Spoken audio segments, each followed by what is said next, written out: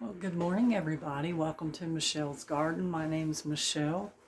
It's early morning here in North Carolina. It's early for me. I think I've commented many times in videos how I'm not a morning person, but I did get up early this morning because I've got some salsa to make. Now, these tomatoes are the last of the tomatoes out of the garden that I salvaged, and I probably picked them 2 weeks ago, and I want to show you what they look like because I've never done this method before, and I'm curious to see how this comes out. Let me show you what they look like. So they're in freezer bags. I'm letting them thaw right now so that I can make some salsa. And you core these, and then you cut them on the bottoms. Core them and score them, they call it. Put them in freezer bags, and supposedly when they thaw out, the skins should just come right off. Now, normally when I make salsa, I will take my tomatoes and I will cut the core out of them, and I'll put an X on the bottom of them, core them and score them. I'll drop them in hot water and let them sit in there until you see the skins start to peel a little bit back. I'll take them out and I'll sit them on a baking sheet with some paper towels and let them cool off till I can handle them. And then that's when I take the skins off of them and start cutting them up for my salsa. So as soon as these are thawed out, we're going to get busy making salsa. Okay, so I've got my tomatoes diced up and in my pot here. And this is just a simple salsa, guys. You can get this from Walmart. This is a medium hot. It's not hot, but it's medium. I've not been able to find in the store, but I do believe online you could probably get the mild. And it's just salsa mixture. It's got all the seasonings and everything in it. Let me turn this down a minute while I talk. But last year when I was making this, it was in a red package. This year it's packaged in a white package, but it's the same stuff. So when I prepared my tomatoes this year, like last year and most of this season, I did the method where you just drop your tomatoes in boiling water and then you peel the skins off that way. So this year I froze them and peeled the skins off, and I don't know if I really have a preference of which way I like it best. The frozen tomatoes seem mushier. They cut easier though if they're still a little bit frozen. The skins came off perfectly, really good.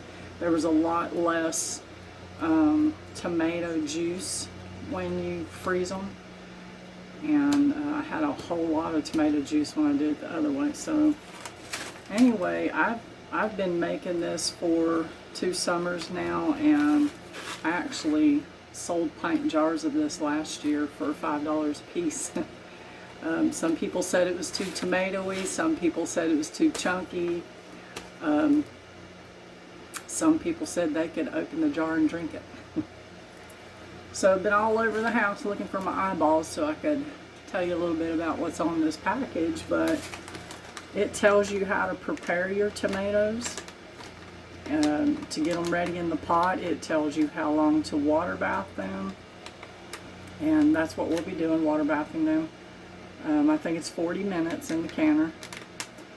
And you have, this says 18 medium tomatoes, and it says a half a cup of white distilled vinegar or cider vinegar. I use cider vinegar in mine. And then a pouch of this. The only thing with that 18 medium tomatoes, for me, I was lucky if I got 4 pint jars. So I throw in anywhere from 25 to 30 tomatoes. And I might still, I get close to 4 jars out of that, and if there's just a little bit left over, I'll put it in a smaller jar and just put it in the fridge for us to eat. So I'm going to get my vinegar in here, And then you gotta get it up to a boil. I'm gonna turn this heat up just a little bit. I turned it down while I was talking so I don't get too distracted and forget that it's cooking. I'm gonna go ahead and put my half a cup of vinegar and then my package of Mrs. Wages salsa mix. I can see now that these tomatoes were frozen. I can see now when they're thawing out there's a lot more juice in here, but that's okay because this batch is just for us here at home. I don't mind if it has a lot of juice in it. You can always add whatever you want to this. You can add hotter peppers. You can add whatever you want to it, but I just do it simple. I just do what it says on the package, and that's good enough salsa for our family. And it's really good, guys. Really good. So you bring this up to a boil, and then you turn it down, and you simmer it for 10 minutes. And it does say not to use an aluminum pot. So after 10 minutes of this simmering, then we'll put them in the jars and stick them in the canners. So stick around. Okay, we're going to pack some jars. My jars, I just took them out of the oven. They're good and hot. I'll set this over here. Going to ladle some of this in here. Let me get this a little bit closer so I don't make a huge mess. Turn the heat down. The canner is almost ready. What I've noticed is that as this has cooked now, there's a lot more juice. But I'm okay with that. Like I said, this batch is for us at home, and I'm okay with there being a little bit more juice. Some of the other that I've made for other people, I try to make it just a little bit more chunky. And you fill this to the bottom of the rim there. Move on to the next one. You don't put any salt in this like you would if you were doing green beans, or there's some things that you can that you put some salt in. I'm sure this has got plenty of sodium in it. When I make this, I don't know if I've told you this yet, but I use whatever tomatoes are in my garden. I use my big slicers. For me personally, I will use my yellow tomatoes. And I think if you want a meatier, like less juice, you would probably go with a Roma tomato, something that, a paste tomato that's something that's geared more towards salsa. But really, you could take these, and I've done this too, I did this last year. When you're dicing them up, before you put them in your pot, run them through put them in a cheesecloth and squeeze out as much of the juice as you want to. I actually I diced mine up in a colander that I had sitting on a big pot, and the juice would drain down in that pot. And then as I put the diced tomatoes in this pot to cook, I let them sit a couple of minutes and drained even more juice off of them. So I have managed to get 5 pint jars out of this, and I actually have some left over in this pot that I could put in a jar and put in the fridge for us. There's probably enough for another jar in there, and I do believe that that's because they're a lot juicier. The more you have tomato and less juice, I think you get less salsa in your jar.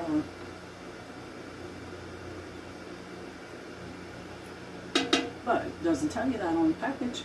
That's why we're learning. Okay, I'm going to set this in the sink. I don't want it to drip.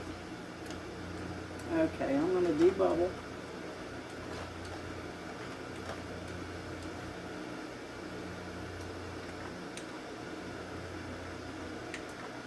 Always make sure you debubble.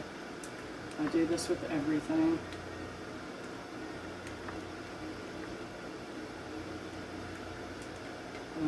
Doesn't tell you to do that on the package, but I just do it with everything that I can.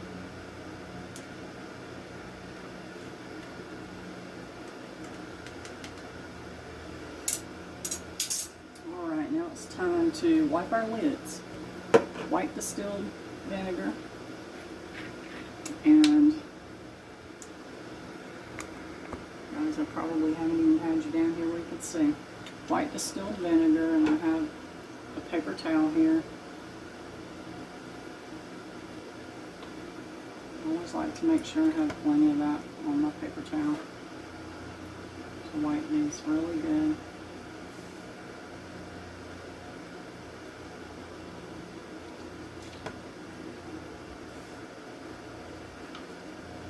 And when you're scooping this in here, it can be kind of sloppy. I don't want to get anything on my jars.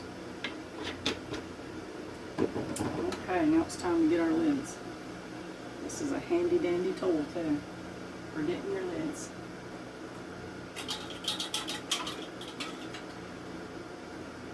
Ooh, I always try to make sure I don't touch the bottom of my lids.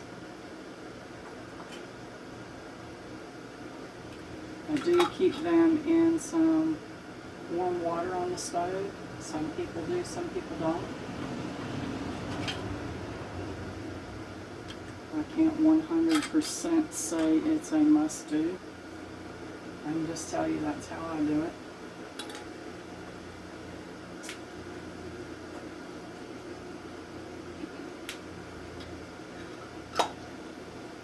Okay, I'm going to put the rings on. And again, I'm shooting this with my phone so it looks like I'm turning the rings counterclockwise, but I promise you I'm not.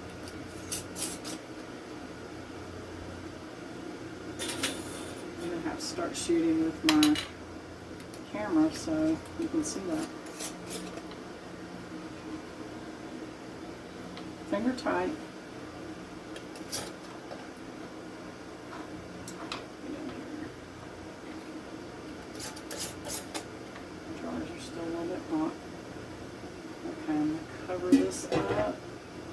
Turn that burner off, and we're going to drop these in the counter.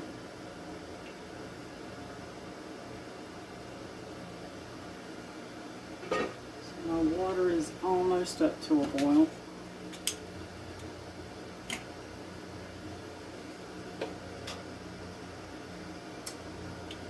Guys, this is some really awesome tasting salsa. I just like a simple salsa. I would like to try a recipe where, you know, I add more to it, but I would like to grow my own ingredients, and I haven't done that this year, so that's why I'm doing this simple salsa. Okay, we're going to drop these in the water. Carefully. Put the lid on. And when you bring that to a rolling boil, then you boil that for 40 minutes when you have a rolling boil. And when these are done and I get these out of the canner, I'll bring you back here and show you. Okay guys, we're back and I've got the salsa out of the canner, and I want to show you this. When you have more juice in with the tomatoes, the separation that you'll see in these jars, but they will go down. They will look better. You know, once they cool and everything, they will mix back up. Let me show you. See how they've separated?